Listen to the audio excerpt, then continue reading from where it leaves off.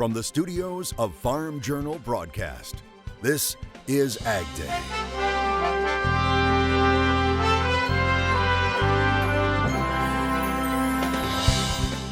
Coming up today on AgDay, a longhorn sees a chance at freedom and goes for it, but it didn't last long.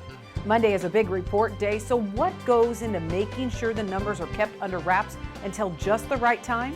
Well, about 10:30 p.m. I'm probably going to get here Sunday night. We take you on an exclusive behind-the-scenes tour. And all eyes continuing to be on China, its currency, and what it means for the markets. China was like an anchor on us. China was killing us with unfair trade deals. AgDay, presented by the all-new Chevy Silverado, the strongest, most advanced Silverado ever. Good morning, I'm Ty Morgan in our Kansas City studios. Clinton is on assignment. The market's looking to see what China will do next after it once again lowered the trade range for its currency. Some seeing it as a move, with Beijing using the currency as a trade weapon against the U.S. China's central bank further weakened the yen by setting it at its weakest level since 2008. Beijing alarmed investors Monday by allowing the yen to fall to an 11-year low against the dollar. That's when the U.S. Treasury Department labeled Beijing as a currency manipulator, and U.S. stocks stumbled. Speaking with reporters, President Trump said the reaction on Wall Street is anticipated, brushing off the negative news. Our country is doing incredibly well. China is not doing well. If you look at the trade situation, China just admitted yesterday that they've been a currency manipulator. First time they've ever been called out. Companies are moving out of China by the thousands, and our country is doing very well. We're going to see how it all works out. Somebody had to do this with China because they were taking hundreds of billions of dollars a year out of the United States, and somebody had to make a stand. No, I think our country is doing really well. The central bank has assured companies it will not permit sharp declines to continue, and the exchange rate will be kept stable. Well, farmers taking another hit from China this week after it was reported the country had announced it would stop all U.S. ag imports. That's after President Trump threatened another tariff increase. U.S. Ag Secretary Perdue sat in on a listening session with farmers during FarmFest in Redwood, Minnesota. Our AgDay affiliate KSTP was there. Thank Congressman Peterson, Secretary Perdue. U.S. Agriculture Secretary Perdue's appearance at FarmFest comes at a time of major unrest in the farm community. But only 2 of dozens of farmers who spoke at a listening session brought up the issue of China's decision to stop buying U.S. farm products. We're going to lose this market share. Democratic Congresswoman Angie Craig urged caution about what she calls President Trump's nuclear trade option. Mr. Secretary, I'm rooting for you, the administration, to be successful, but I just want to tell you that I'm not sure how much longer our farmers can wait. This administration is working as very hard as we can to level the trade playing field around the globe. Although farmers had dozens of issues on their mind during that listening session other than China trade policy, afterward, the Ag Secretary offered up a forceful defense of President Trump's China trade policy. It appears the Trump administration is looking at the long game on trade with China, but what is the short-term pain going to be for farmers in Minnesota? We're already seeing the short-term pain. And Secretary Perdue says the Trump administration will continue negotiating with China on terms where they can't cheat and steal. That's not the way the number 2 economy in the world should trade, and President Trump's pretty firm about that, and they need to change their ways and change their culture of trying to build their economy on the backs of cheating. House Ag Committee Chair Colin Peterson of Minnesota remains skeptical of the Trump strategy. I wouldn't have chosen this direction. I wouldn't have got out of the TPP, but I'm not the president. Farmers are divided. Some want Trump to remain firm with China, while others fear China might be permanently lost as a major trade partner. If they're going to stop buying U.S. farm products, what is your solution? We got to stop buying theirs. Is that a pretty common attitude down here? I don't know. It's an attitude everybody ought to have. I'm afraid we're going to be losing some of China's importing of our agriculture goods. And they might not come back. At FarmFest, Tom Hauser, 5 Eyewitness News. Traders and farmers preparing for major USDA reports on Monday. The agency will release what some analysts say could be one of the biggest reports of the year. USDA will release its August crop production, the first time it won't include an objective yield survey. That comes out Monday. Now, traders will also get an updated look at acreage and an initial look at just how many acres did not get planted this year. Ed Prosser of the Schooler Company says we won't get all the answers with this report. We've got a resurvey of acres, which of course is not normal in August.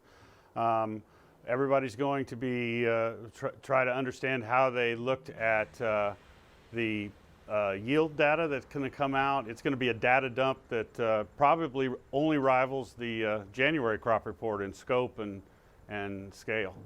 Well, on Sunday night, employees with USDA's National Agricultural Statistics Service, also known as NASS, will head into lockup until those big report numbers are released Monday. AgDay's Betsy Gibbon has an exclusive look at what that lockup looks like in Washington, D.C.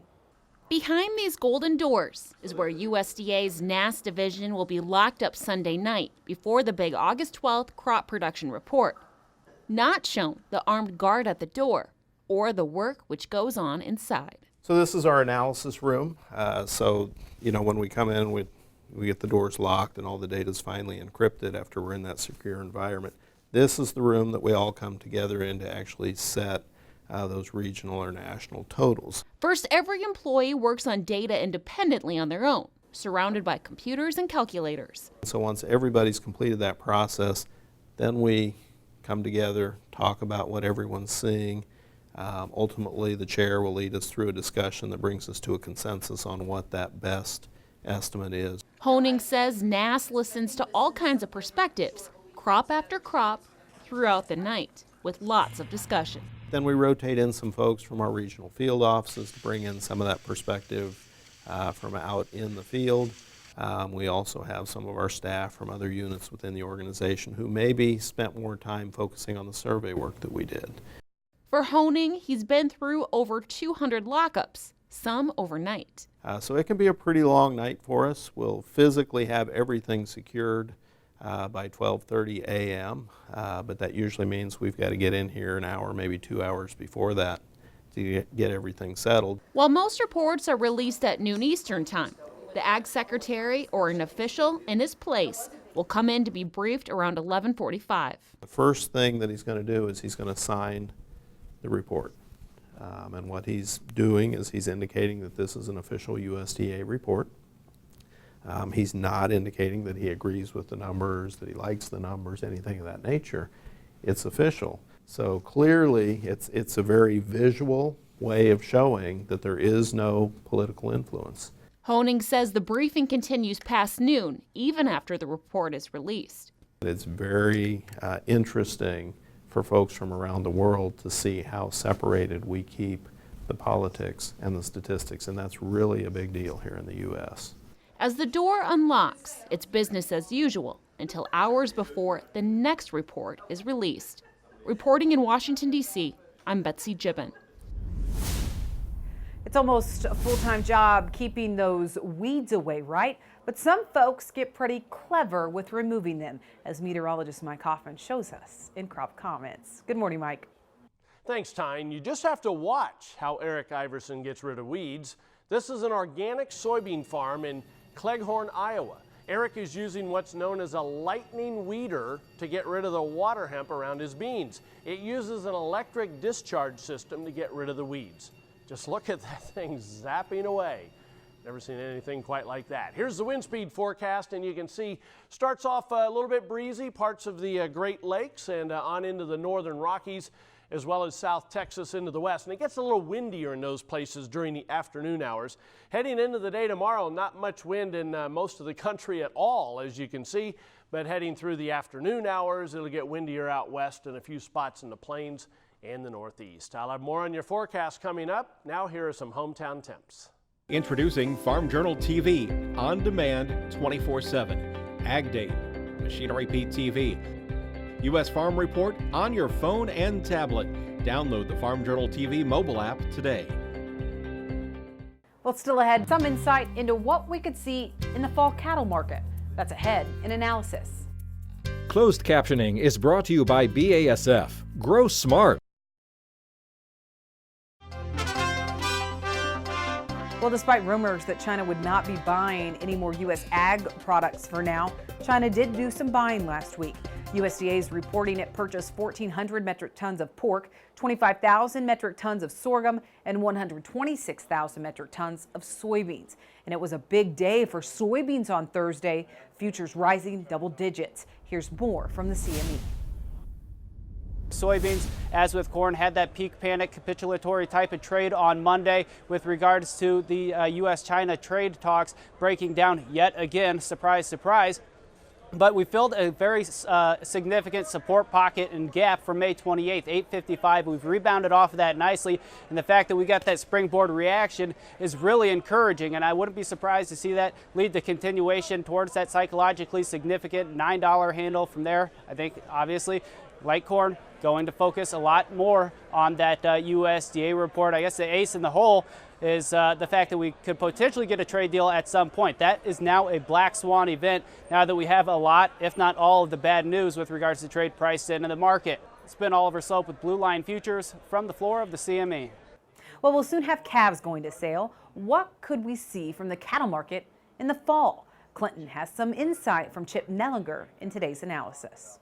Joining me today, we have Chip Nellinger, Blue Reef Agri-Marketing, our guest. Chip, let's talk about the cattle market because it has been an interesting one to watch. You know, always in the fall, we expect that big run of calves into, sale barns around the country, coming off summer grass.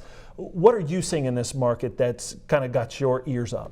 Yeah, I think a couple things. Number one, we've had that big break off the highs from about 3 months ago in live cattle, and the funds are much more evened up now. They're pretty well out of that record long position that they had 4 months ago when cattle prices were at the highs. So I think we're in a much more, neutral position. So that if we start seeing some bottoming action in the cash market, and you can argue we've started to see that the last couple of weeks, maybe we can see the funds in there on the long side to give us a nice bounce. The one thing that concerns me a little bit, and you may have hit the nail on the head, big runs on grass. We certainly had a lot of grass and a lot of rain this spring, and maybe that threw off our normal cycle a little bit because some of those calves were on grass longer, because it was historic rainfall in areas that typically don't have a lot of rainfall. So one shortage we didn't have was rainfall and grass, I guess. So that might have thrown us off a little bit, but it does concern me a little bit that even with a 70-cent break in corn prices, really the feeder cattle market's been reluctant to do much to the upside. Now it is $8 to $10 off the recent lows, but still with that big break in corn, you would have thought feeders would have responded better. I think that's held the live cattle market back a little bit. Hopefully, though, we can see this cash market turn a little bit, and then, feeders follow and respond to the lower corn prices. I think you could still see a nice, not $20 rallies, but, $5 to $10 rallies in both live and feeders over the next couple of months. Do you think we hold through this fall flush of sending calves into the sale barn or no? Yeah, I think that's going to be the big question. And again, feeder cattle, if there is a weak link here, it's going to be the feeder cattle market in the entire beef complex here. All right, appreciate it, Chip. Thank you so much. We'll be back with more Ag Day coming up in just a minute. Farming has changed. Markets are riskier than ever. For customized, focused commodity marketing, contact Chip Nellinger or Adam Dreyer at 309-550-7213. The 2019 Pro Farmer Midwest Crop Tour is coming soon. Kicking off August 19th, watch for extensive coverage on air and online.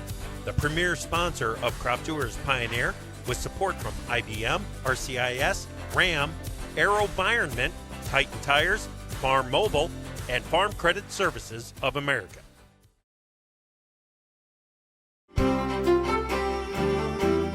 Meteorologist Mike Hoffman joins us now. Mike, it's hard to believe after the wet spring we had, but we're starting to see dryness and even drought expanding in parts of the country.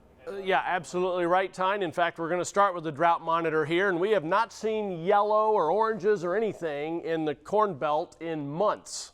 Well, there you go. It's starting to dry out. Parts of Iowa, northern central Illinois, many parts of Indiana, into parts of Ohio and Kentucky. It's remained dry in spots in the southeast, and this area from western Kansas through West Texas is getting drier and drier, and some areas are now seeing even severe or extreme drought in a few spots. So that is a change as well. Pacific Northwest, you've been dry for a while, hasn't changed a whole lot. This is 4 weeks ago. Look at the lack of yellow from Texas on into the Ohio Valley, the northern plains. But as we've gone through the past 4 weeks, you can just kind of see all of a sudden in the last 2 weeks, we've really started to expand some of these dry areas in many parts of the growing portions of the country. So that is a concern, because I don't see a lot of moisture coming this way. There's going to be some, and you can see that as we start the day today. Spotty showers or thunder showers from the northwestern plains down into Arkansas. Stationary front in the southeast, cool front moving through the Ohio Valley may touch off a few scattered showers and thunder showers there. Mid-Atlantic back along the front. Next front's diving into northern Montana, and there's going to be a system off the west coast, and of course the one in the southwest pumps up the moisture each afternoon with some spotty showers and thunderstorms into the Four Corner region. Heading into the day tomorrow, we may see some small complexes of thunderstorms, parts of the northern or central plains, but they'll be spotty. Heading through the day then, a little bit more activity in the southeast, a little bit more along this front into the northern plains by now, and you can see the typical activity in the southwest and along the west coast. Precipitation estimate past 24 hours, basically from the northern plains into the northern Rockies into the southeast. We'll add some more in these areas, but it remains fairly dry in those drier areas of West Texas into western Kansas, and those dry areas from Iowa into Indiana, unfortunately. Here's the temperatures, highs 90s to triple digits in parts of the far southern plains, a lot more comfortable across the northern portions of the country, especially the Great Lakes in the northeast, and that's going to be the same idea during the day tomorrow. Here's the jet stream. You can see the trough continues to dig into the northeast. Gets a little warmer for a day or two there in the Great Lakes, and then things kind of drop back down again with the jet stream. So it'll be a battle through the northern tier of states, but it's just staying hot in most of the south. That's a look across the country. Now let's take a look at some local forecasts. Heading to Springer, New Mexico, first of all, partly sunny, an afternoon thunderstorm in spots, high of 87. Ironwood, Michigan, partly sunny, remaining comfortable, high 72. And Richmond, Virginia, hot and rather humid, maybe an afternoon storm, high 91. Well, all that rain we had this spring was bad news for some, but it's creating great conditions for other producers. How to take advantage of it right now if you're grazing cattle. That's next. Join Andrew McRae for Farming the Countryside, a farmer-focused podcast that is all about production agriculture. Farming the Countryside is available wherever you listen to your favorite podcast and is brought to you by Nutrien Ag Solutions, the world's largest provider of crop inputs and services.